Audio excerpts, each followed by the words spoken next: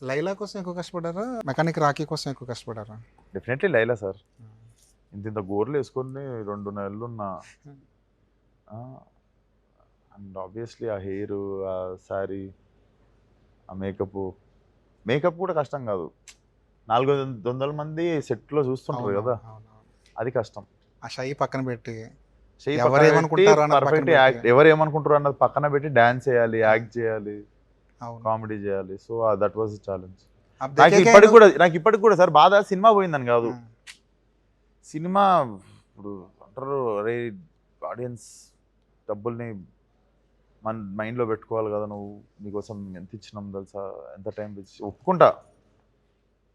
ఒక్కసారి నా షూలోకి వచ్చి నాదాలు వచ్చారు, నేను ఎంత లాస్ అయ్యాను. అవును.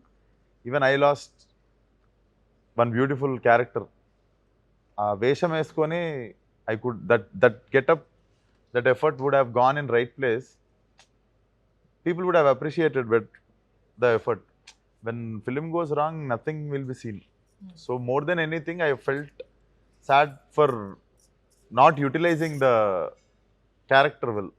ఎందుకంటే that was my dream role. ఒక రోజు I wanted to play female ones, but that effort, ఆ డ్రీమ్ రోల్ కొంచెం ట్విస్ట్ అయ్యేసరికి కానీ అదే మీరు చాలా తొందరగా రిలీజ్ అయ్యారు కదా.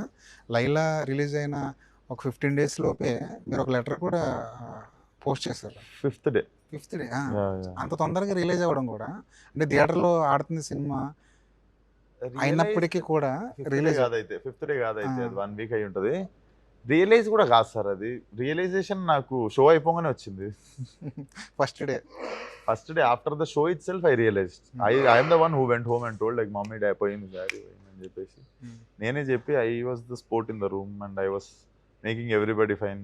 నా చుట్టుపక్కల ఉన్న వాళ్ళు నన్ను కన్విన్స్ చేద్దామని చాలా ముఖాలు మార్చుకుంటాను. ఏం కాలేదురా, ఓకే రిలాక్స్ అని చెప్పి నేనే ఉండి ఐ వెంట్ టు ముంబై. మీ అమ్మగారు బాగా హర్ట్ అయినట్టున్నారు. మమ్మీ సినిమాకి బాధపడదు, నేను బాధపడుతున్నానేమో అని బాధపడుతుంది. ఆవిడ ఓదార్చడం చాలా కష్టం అలా అయితే.